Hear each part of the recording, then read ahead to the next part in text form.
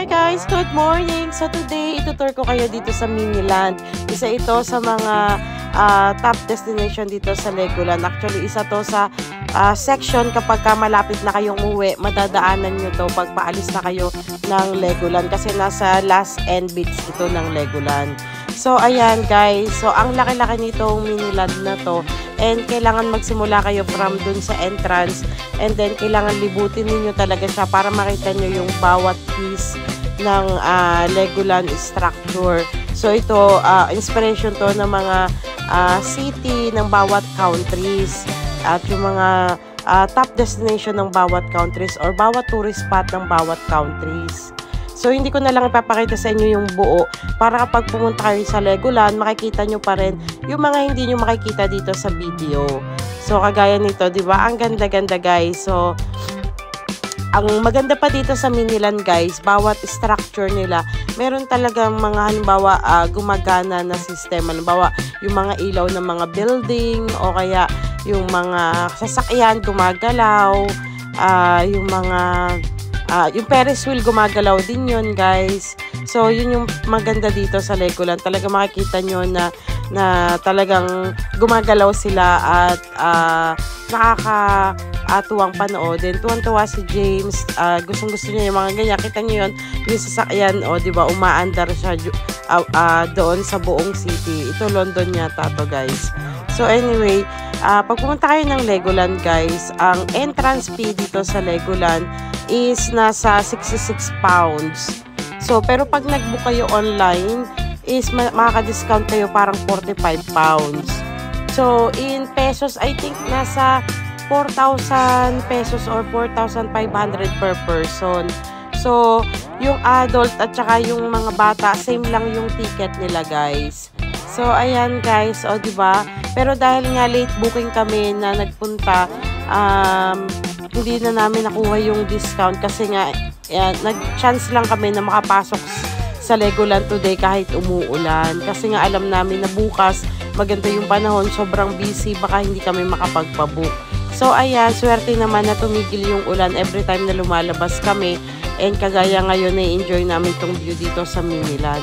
So, sobrang dream come true to para sa akin, guys. Although na second time ko nang magpunta dito. Dati kasi na nagpunta kami dito, wala pa si James.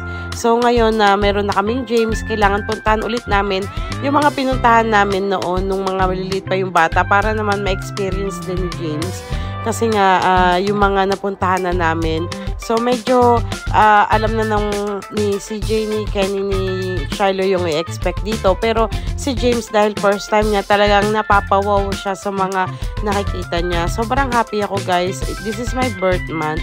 And ayun nga, nakwento ko sa inyo nung mga bata pa kami kasi never ako nagkaroon ng ganitong childhood. Siguro, ang pinaka napuntahan ko nung childhood ko is yung Star City, which is if I remember, tour pa yun ng school namin, field trip pa ng school namin. But otherwise, hindi ako na-experience sa mga ganitong experience sa Pilipinas.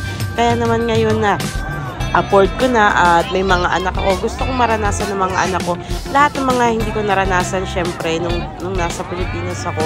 And alam nyo, napakahirap ng buhay namin noon, but I never complain. Siguro isa yun sa mga naging key instrument kung bakit ako naging successful. Kasi kahit anong itapon sa akin ng buhay, kahit anong ituro na problema ng buhay sa akin, hindi ako nagko-complain. I always make sure to look in the bright side talaga.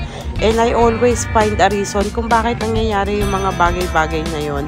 Siguro kapag natuto kayo na hindi mag-complain, matututo kayo na humanap ng solusyon sa problema muna bago kayo mag-complain. Or wag na kayo mag-complain kasi alam nyo, yung buhay pare-parehas yan sa mga tao eh. It's only how you handle life para magiging different kayo sa ibang tao. Kung kayo ay puro complain ng complain, wala mangyayari sa buhay nyo, hindi nyo may enjoy. Pero kung kayong tao kagaya ko na kahit anong mangyayari sa buhay ko, I always try to look for positive side of everything talaga. And talagang hinahanapan ko ng solusyon. So anyway, yan yung pounding powder pala, guys. So ito na yung palabas. Ayan, hindi ko na binidyo lahat para naman pag pumunta kayo ng Legoland, makikita nyo yung iba't ibang structure. Ito yung si Gum Gum Head. Hindi ko alam kung anong tunay na pangalan yan. And then, paglabas nyo dito guys, meron palaruan dito na talagang ang ganda-ganda for the kids. So, ayan, nakita nyo nag-enjoy si James. But we have to go kasi nga, close yung Legoland. Ito naman guys, ito yung mga may lifetime passes. So, hindi ko alam kung paano makakakuha ng lifetime passes. But, ang maganda dito guys, alamin ko kung paano, charot, hindi, joke lang.